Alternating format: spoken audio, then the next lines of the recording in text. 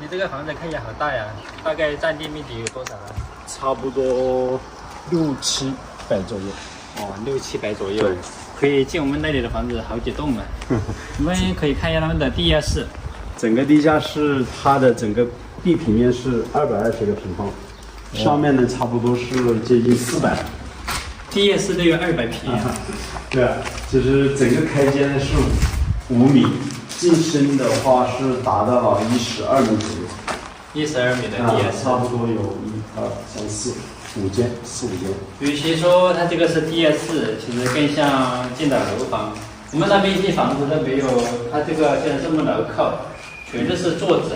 对，全部都是框架结构的。这应该都是40×40的这个座子啊。对，从你们看到的现在是整个地表之上，在地底下呢，我们还打下去将近有4到5米左右。哇，上面停几辆卡车都没问题。对，大家看，像这些桥梁都是60公分的高度，都是60公分的。对，做的是比较结实的，而且整个上面的板呢，我们做的是双层钢筋。哇，不知道的还以为这上面是用来停车的，没想到只是做了一个院子。对，我们到上面去看一下吧。可以。看你这个楼梯挺宽的，是几家人共用吗？没有，就我们一家。哦，一家人修这么宽，这个至少有3米多吧？差不多接近4米。因为当时我们如果只做一半的话，另外一边会空着，我们就想着干脆全部给它做成楼梯了。如果以后我要想种一些植物啊，一些花花草草的话，我可以把这旁边砌砖，然后呢回填土，可以砌排这样子对。当初有没有想过，直接弄一条路开车上来呀？当时没想，一直没想过要开车开到院坝里面，因为就建了一个地下室，以后我们的车呢就是放在地下室，人呢是住在上面的。我看弄这么牢靠，还以为上面是用来停车的。确实有点花费的有点多了。这个木房子也是3开间的，但是两边都做了厢房。对，两边厢房是砖结构的，但是呢，我们用了一层木板给它做一个包裹，砖木结构的，但是看着呢，比木房子好像显得大不齐。这厢房是做厨房吗？这边呢是做一个茶室，背后呢还有个房间，还有个公共的空间。那么现在走进去看一下吧。我们左边看一下他们的木房子，因为木房子的话，在石头它是砖家，所以他们这个木房子从外表看就很牢靠，给人的感觉很有安全感。大家看这些木头，还有这些座子都是很粗的。这些料都是在我们村里面买的大树，然后呢拉到城里面去锯了之后改成板子，然后呢木匠是会通过手工自己加工做的，确实做得很好。因为当时这个房子呢，我们是考虑一个采光的问题嘛，所以整个晒壁那部分呢，我们都是打上了一些这样的条纹，然后装上玻璃，整个房间里面呢视线好一些，光线好一些。以前给人的感觉就木房子做起来不舒服。对啊，其实主要原因就是窗户太小了。对，窗户太小了。像这样子呢，它透光性就很好了。像您这木房子，它占地面积是多大？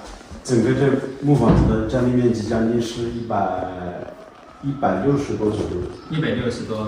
对，因为它也要算整个屋檐立水嘛。它不能只算立柱的位置。可能立柱的位置大概就100平左右。对，立柱的面积大概也就100平，但是它扩展的两边出去延伸的那个多。那你们这边看，比我们那边看起来小很多。房子是吧？对。楼层高度好像也矮。楼层高度也矮，但房子的这个宽度也小。对，我们这个开间的话是4.5米，这个房子的进深呢是8米。做的是5柱砌的房子，就是说一个排扇啊，比如说我们现在看到的这个排扇，1、2、3、4，5根立柱，5根立柱就是5柱，然后上面呢，像这些我落地的这些立柱呢，叫做瓜子。对，瓜子跟对一样的，就是5柱7个瓜子，5根立柱，就是一个排山。所以房子的进行。对木房子来说我不懂，但是他们小时候见得多。我们那边现在没有人种木房子，所以说就进行了修饰了。我们这边因为属于比较偏远的地区嘛，整个材料比较多，山里面的木头还比较多，所以呢，在农村里面建木房子的人还比较多的。对，我看你们这边比我们那边应该多很多。对，你走到我们村里面，基本上木房子的还比较多。我看你这个房子里面还带有厕所。对，因为以前我们老房子呢是没有那个，这个可以全部开。以前是没有卫生间的，用的都是旱厕。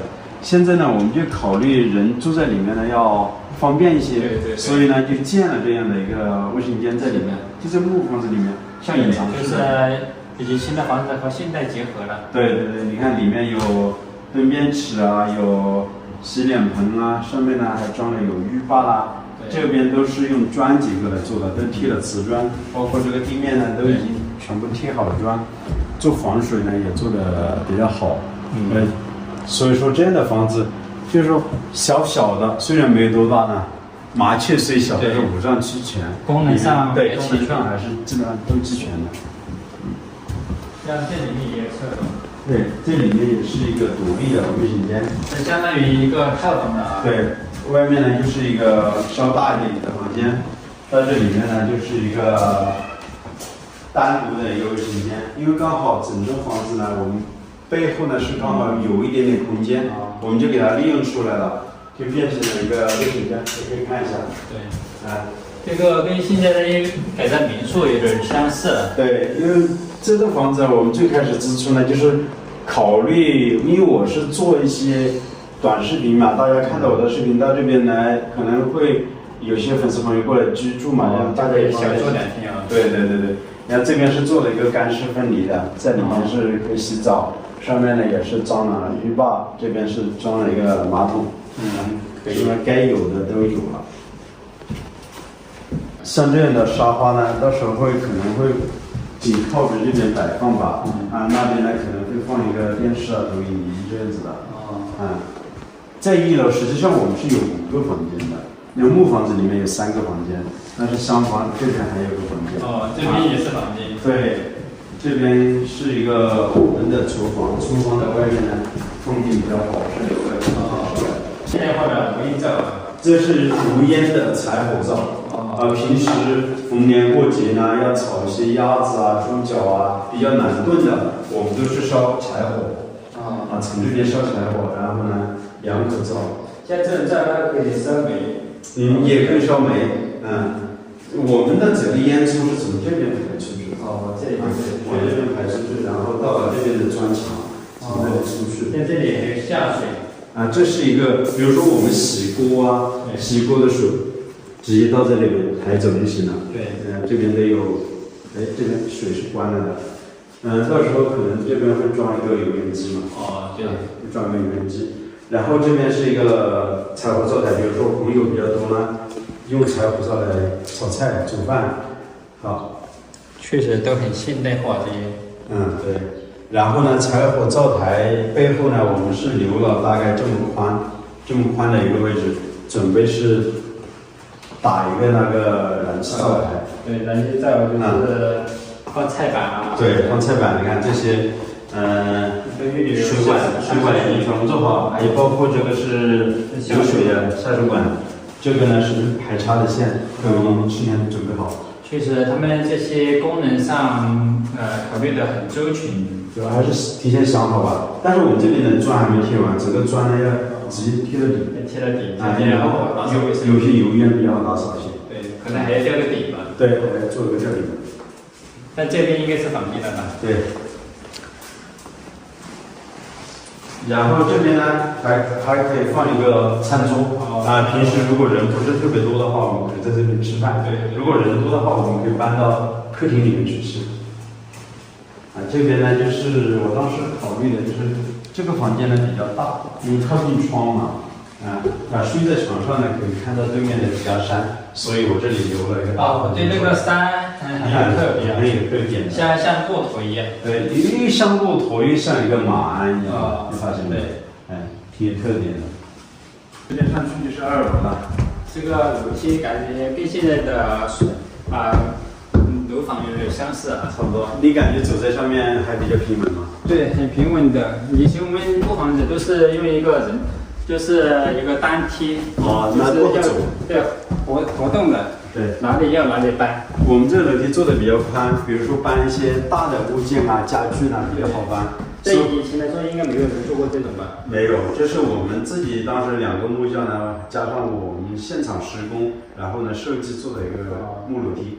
所有的材料都是从山里面去砍了一些木材过来做的。对，这个做的确实很好，还比较结实。上来之后呢，就是我们的2楼一个客厅了。这个房间也很大。对，这个客厅呢，我们在这里是做了一个类似于屏风的一个隔断。下面呢打了一些储物柜。比如说在2楼喝茶呢，可以放一些茶叶啊、杯子啊之类的。像这个2楼的话，如果说只是用单独供房间上的使用的话，当初应该就是把这里留空就好了，这前面不要。留空的是吧？对，留空就显得像大厅很大、很高级。对，就像一个复式楼的。我们那边现在很多人建房子，它是这样子的，沿着这边呢大概1.2米左右做一个过道，然后全部做栏杆，1.2米的80多分的栏杆，中间就全部留空的。对，留空的话，下面看也就很空旷，就没有那么压抑的那1楼。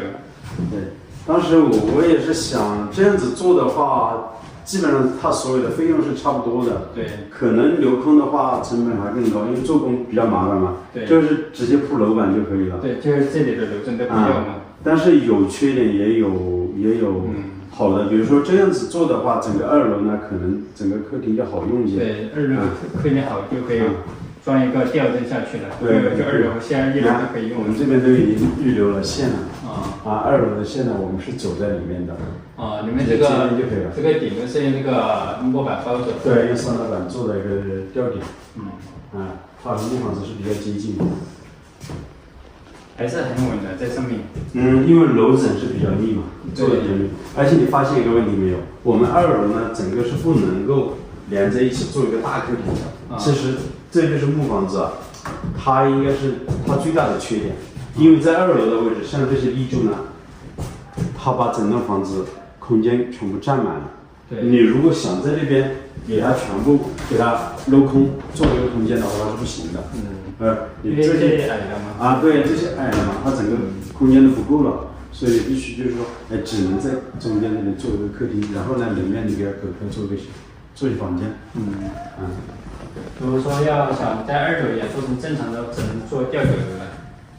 对。这边呢，我们是和我们以前的建筑风格是做了一个改变，然后从1楼做了一个基础，用砖砌上来了，然后这边呢是直接打了块小小的线胶，上面呢也是打了块线胶，这边是留了一个公用的卫生间。就2楼就一个卫生间。对，2楼就是一个公用的卫生间。这个卫生间现在还没有做好，但是整体的里面的管子啊已经全部都预买好了。就两边都有如果是在2楼的话，其实就没有必要买那个床架了，直接放一个床垫就可以了。类似于就像一个榻榻米对不对？因为它本来空间不高，然后再放一个床架的话，到这边的话就是2米多一点的距离。对，像这个房间的话，就适合一些女生啊或者小孩做啊。还有我们这个呢，如果要隔音要做好一点，也可以适当的就是说上面再铺一层商品木板。对，木板其实铺没有用，还是得装隔音棉吧。对，装隔音棉在下面吊顶啊。但这个我感觉，如果说当初把它做木的落地窗，不要这个木板可能好一点。当时考虑做落地窗的话，时间久就是说它的承重力不知道行不行应该没问题的。后面呢，我们就想到和1楼比较接近的一个装修风格吧，所以就是说还是做这样的一个窗户，但是可以推开的，平时的话也可以推开。以后这边呢，我们要做纱窗的。整体效果还是可以的。基本上也是就是农村的一个条件这样子去建的这种房子。像这样的房子在农村已经算顶配了。或者是它的院子太大了的原因还是什么？可能就是这个大面积的这个水泥地面，有点刺眼，比较刺眼啊。后期还是要做点绿化，我觉得啊。对，我感觉你这个院子如果说当初做一下草皮的话，还是要好一点。我看你这外面还做了一个亭子，这个是用来喝茶的吗？这是一个户外的一个类似于厨房吧。这个是厨房啊，对，日常厨房。因为朋友比较多嘛，有时候过来呢，我们在房间里面去煮饭就比较麻烦。但是外面呢放一些移动的柴火灶，在这边煮饭啊、吃饭都要方便一些。昨天刚刚吃饭的好多东西都没有清理，都是放在这边。在这里乘凉还可以啊。啊，这里风还比较大，夏天也比较凉快。